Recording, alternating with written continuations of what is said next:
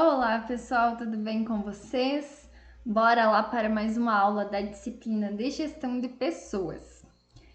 Pessoal, na última aula, a gente tratou sobre os objetivos da área de gestão de pessoas. A gente viu principalmente as premissas de pensamento que a gente tem em relação a essa área e as mudanças que tivemos no ambiente corporativo, questão do ambiente que as empresas estão inseridas e também, consequentemente, quais as mudanças que impactaram no perfil profissional das pessoas, que afetaram a área de gestão de pessoas e que então, a gestão de pessoas se adaptou e passou, a suprir as necessidades advindas dessas mudanças.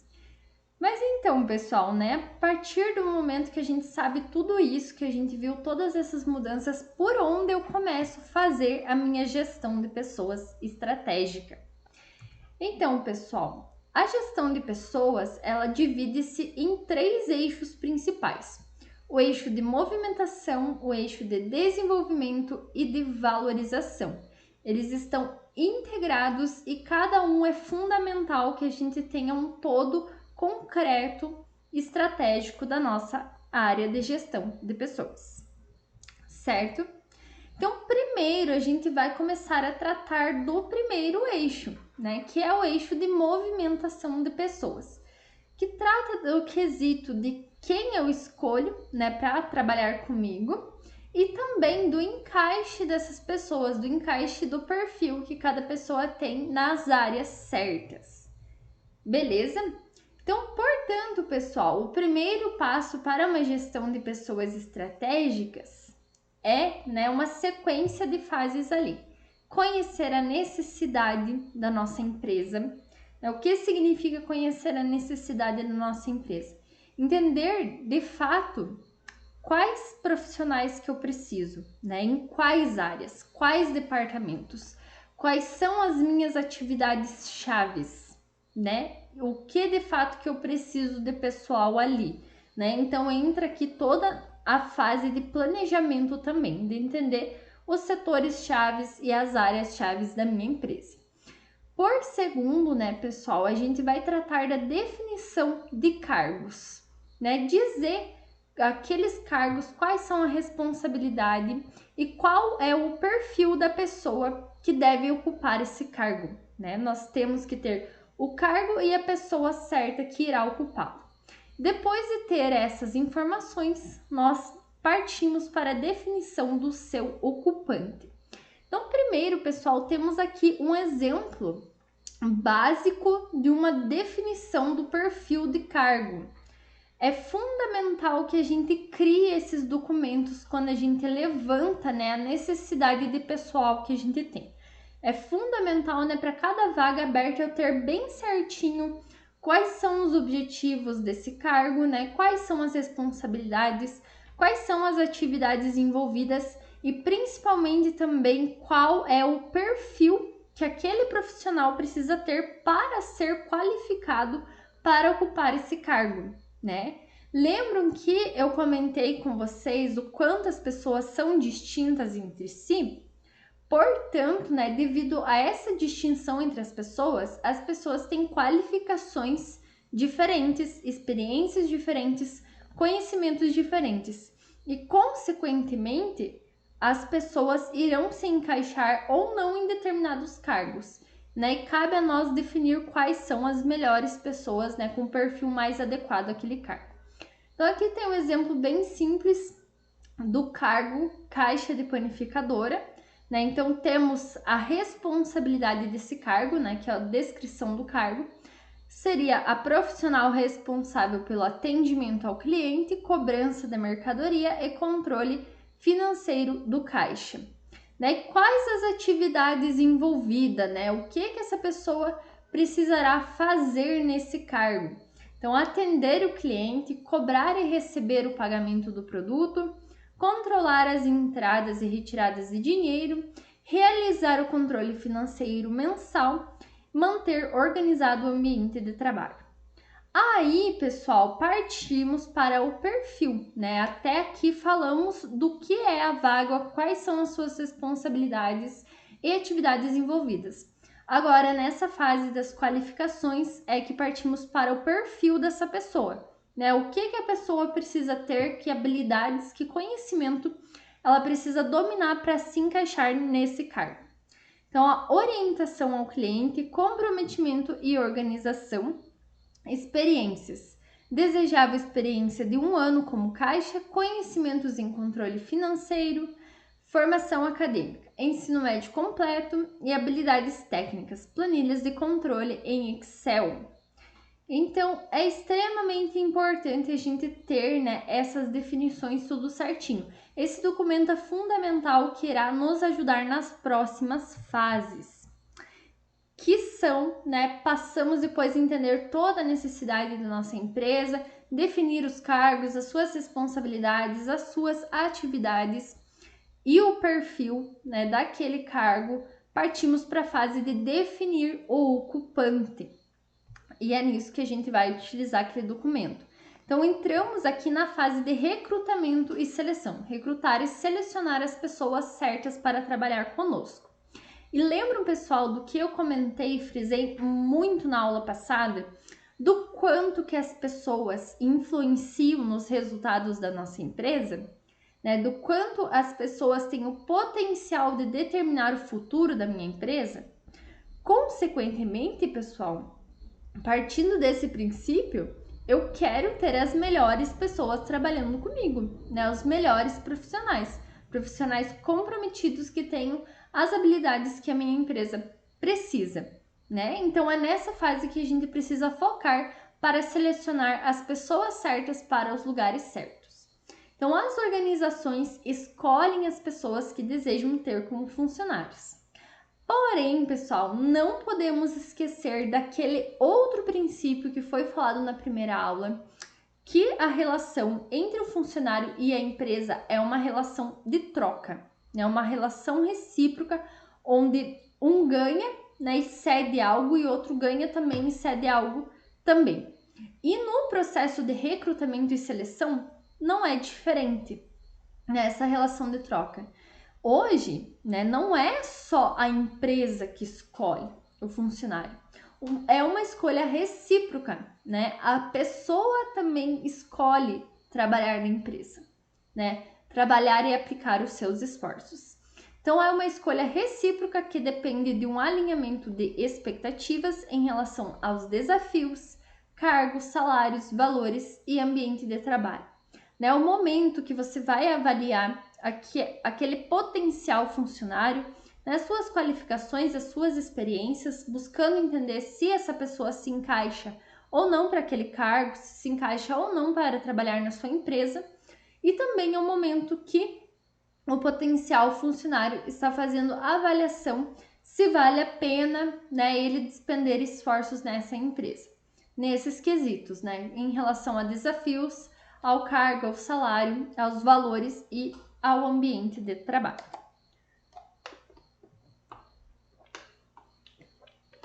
Então, o recrutamento e seleção funciona como um filtro que permite que apenas as pessoas que apresentam as características desejadas ingressem na organização, para garantirmos a pessoa certa para o lugar certo.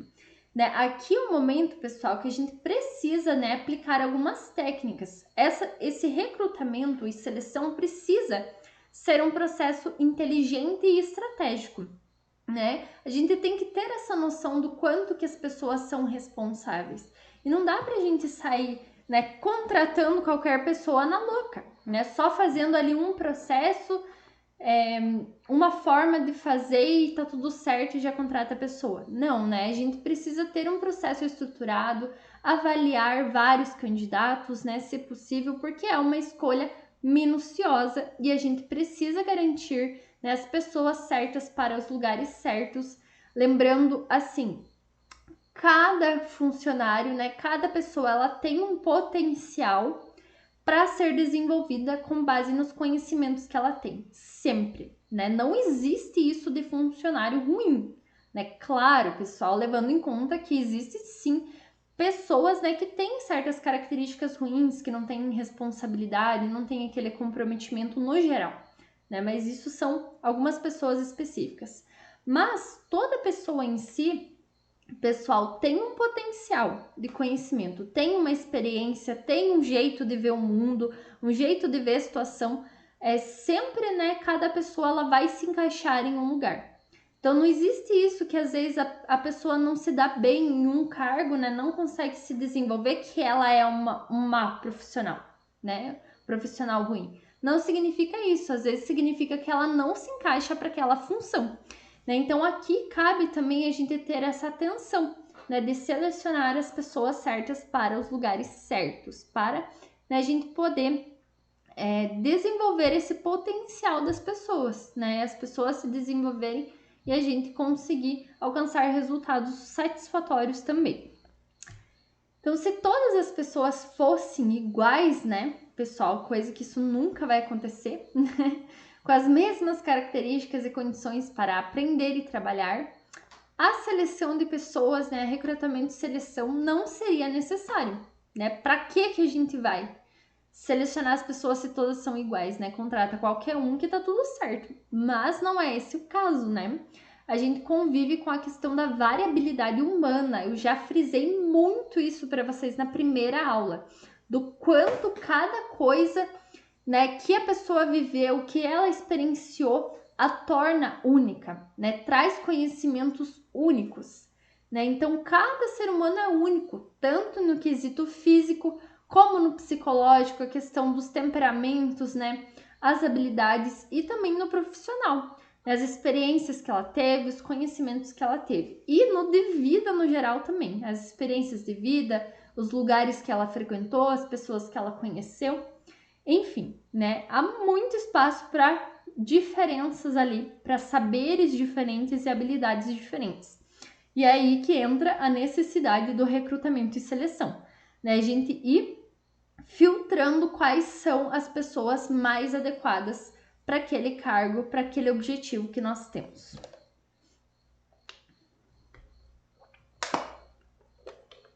Então, vamos tratar dos dois pontos, né, recrutamento e seleção, de forma separada. Primeiro, vamos ver o que seria o recrutamento de pessoas. Né, o processo de recrutamento tem o objetivo de divulgar as vagas, né, de anunciar as oportunidades que temos na nossa empresa. Né, e também, né, com esse objetivo de divulgar, tem o objetivo de atrair as pessoas, né, de levar candidatos para quererem participar do meu processo seletivo, né? E essa divulgação, nessa fase de atração, precisa ser muito bem trabalhada para a gente conseguir, né, atingir as pessoas certas, atingir potenciais candidatos, né? E esse é um processo, pessoal, que não é de uma vez só. É um processo que vocês acham, não, é só divulgar ali, postar as vagas, né, no Facebook, né, divulgar as vagas ali no LinkedIn e tá certo, espalhar cartaz. Esse é um processo, pessoal, que eu convido vocês a pensarem de uma forma maior, né, de uma forma mais ampla. É um processo que ele é construído a longo prazo. Quando nós pensamos em criar uma marca empregadora. O que é isso? A minha empresa ser conhecida no mercado como uma empresa boa de se trabalhar. Pelo marketing que ela tem, né? Marketing boca a boca, principalmente dos funcionários que estão ali, né? Pela questão da divulgação constante dos processos da empresa, de como que a gestão de pessoas é abordada. Então, tudo colabora, pessoal, se vocês pensam no longo prazo e não somente quando vocês têm ali uma vaga para se anunciar. Então, esse processo de recrutamento, pessoal, vocês podem criar como uma estratégia do negócio de vocês de começar antes, de pensar em trazer o negócio para ser uma marca empregadora. Esse assunto, né, não vou aprofundar tanto a questão, né, da construção por trás disso, mas tem um episódio de um podcast muito interessante que eu vou deixar como sugestão para vocês que será muito proveitoso e fala sobre a questão de construir uma marca empregadora. Beleza? Continuando aqui. Então, temos alguns tipos de recrutamento, né, pessoal? Alguns tipos de divulgar essas vagas, de atrair essas pessoas. Temos primeiro recrutamento interno, né, que vai trabalhar com a equipe que já está na empresa, né, com as pessoas que já trabalham ali. E o objetivo que temos desse tipo de recrutamento é movimentar o pessoal ali, né, atuar muitas vezes com a motivação, né, tendo como base a questão das promoções, da evolução das pessoas ali dentro, das transferências, né, para atividades mais complexas ou mais motivadoras. Isso é muito interessante, pessoal, que já está alinhado com aquele outro eixo ali de motivação que a gente vai ver mais pra frente. Pessoal, vocês me desculpem eu tomar água o tempo inteiro aqui, que minha garganta tá horrível, tá muito quente e quando eu falo minha garganta fica muito ruim, daí por isso que eu fico tomando bastante água.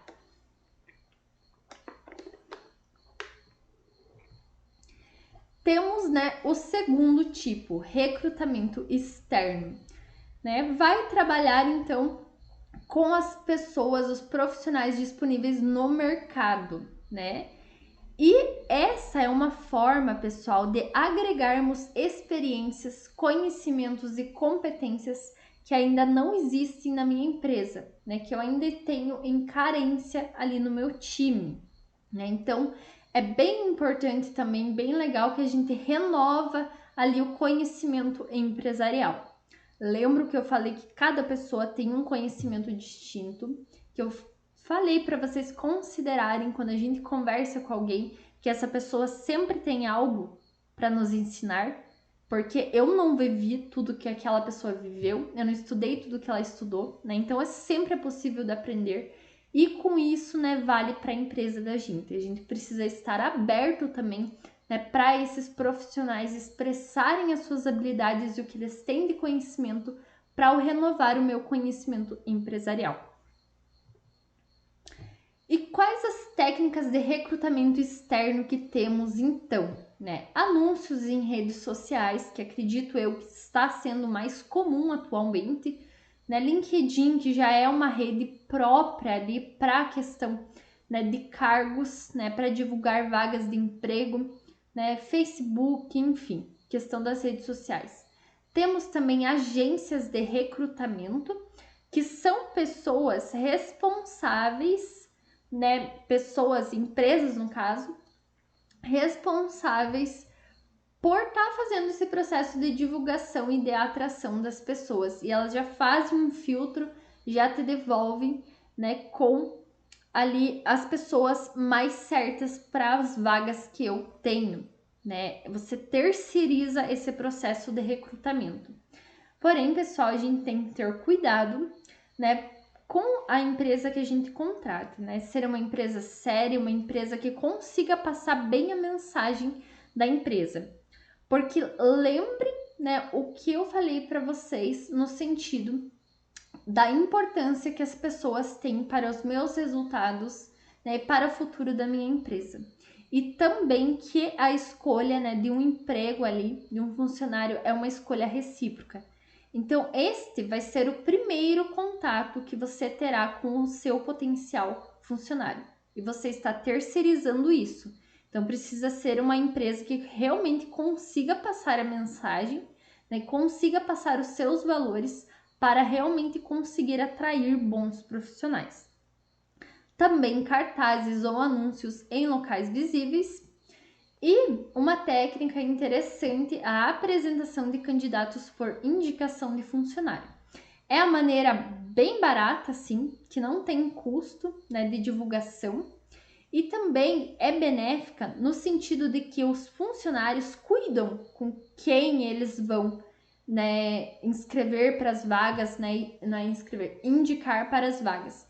Porque eles pensam, fica uma situação chata se eu indico alguém que não é um bom profissional, que vai dar problema, né, que não vai trabalhar direito, vai pegar mal para mim.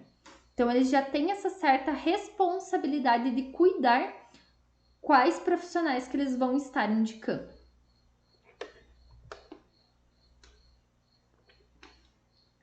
Então, pessoal, a partir do resultado ali do recrutamento, né, do anúncio e da atração das pessoas, as empresas recebem grande quantidade de currículos.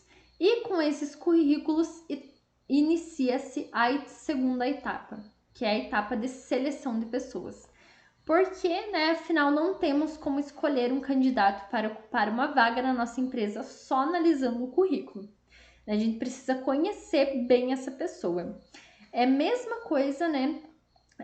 Um exemplo bem bobo, pessoal, para vocês darem risada mesmo, a gente comparar com relacionamento, né? Eu quero me relacionar com alguém, tô escolhendo ali as pessoas, né?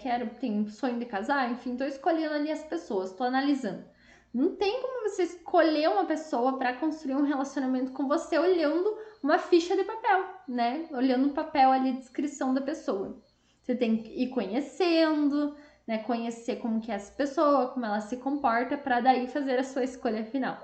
Então, usem mais ou menos essa lógica, um exemplo bem bobo assim, né? Por isso a importância da etapa da seleção das pessoas, para a gente conhecer mais a fundo esses profissionais.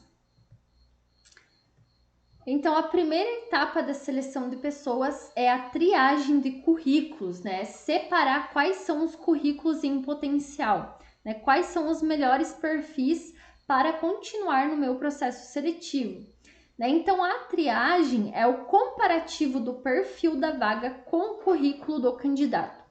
E aqui que entra, pessoal, a importância daquele documento que a gente falou no início, da definição de cargos. Pois é aqui, com esse documento em mãos, que eu vou comparar esse documento, né, do perfil e da descrição da vaga, da responsabilidade, com o currículo da pessoa. Então, temos algumas técnicas também de seleção de pessoas, né? Depois de ter feito a triagem do currículo, a gente precisa funilar mais, né? Escolheu ali os melhores currículos, os melhores profissionais, ainda não tem como tomar uma decisão certa, uma decisão final. A gente precisa funilar mais. Então, é a partir desse momento que a gente começa a aplicar técnicas de seleção de pessoas mais avançadas. Então, temos a entrevista de seleção, né, que a gente prefere, né, a gente diz que é melhor trabalhar pela questão da competência baseada nos atos passados. O que significa isso, pessoal? A gente avaliar como essa pessoa se comportou até então, né, em outras experiências de emprego, nas suas experiências de vida, nos seus estudos. Por quê? Porque se a gente coloca, né, uma entrevista baseada no futuro, o que a gente vai ter? O risco da pessoa responder o que ela acha que é certo, né? O que ela acha que você quer ouvir, né? Tipo, é algo que não é certo. Eu falo, eu vou me esforçar, vou ser responsável. Tá, mas você não tem 100% de certeza. Então, uma forma mais fácil de descobrir com certeza como que a pessoa é com base nas experiências que já aconteceram. E também, pessoal, essas entrevistas é importantíssimo, imprescindível serem de roteiro estruturado. O que significa isso? Roteiro estruturado é ter uma série de questões previamente planejadas para aplicar para todos os candidatos previamente selecionados. Por quê? Uma, para a gente garantir que todos tenham a mesma oportunidade, né? Porque se a gente deixa a entrevista aberta ali, pode ser que uma pessoa se comunica melhor, né? E ela vai falar mais e parece que se destacou mais. E outra pessoa, já que é mais tímida, você não consegue extrair, não consegue ter uma conversa fluida, né? Fica algo assim, que não fica igualitário, né, entre os candidatos, não fica uma coisa justa. Então, a partir do momento que você tem uma série de questões estruturadas, você consegue dar as mesmas oportunidades para as pessoas e também, pessoal, para a sua avaliação final fica muito mais fácil, né? Você tem algo muito mais concreto para avaliar como cada candidato se comportou nas respostas das questões. Temos também outra técnica de seleção, prova de conhecimentos ou capacidades. Então, as entrevistas não foram suficientes, né? E entrevistas, lembrando que pode ser feita mais de uma, né? Mais de uma fase. Temos as provas de conhecimento ou capacidades. Então, não sendo suficiente ali as entrevistas, digamos que na definição de cargos eu coloquei que essa pessoa precisa saber mexer no Excel. Né? Eu posso fazer então uma prova de conhecimento, aplicar uma prova de Excel para essa pessoa mostrar que ela tem real capacidade, né, de dominar aquela ferramenta. E temos também as dinâmicas de grupo, que é bem interessante para a questão de ver trabalho em equipe, né, comunicação, interação entre as pessoas em si. Beleza, pessoal? Muito obrigado por me acompanharem até aqui e até a próxima aula.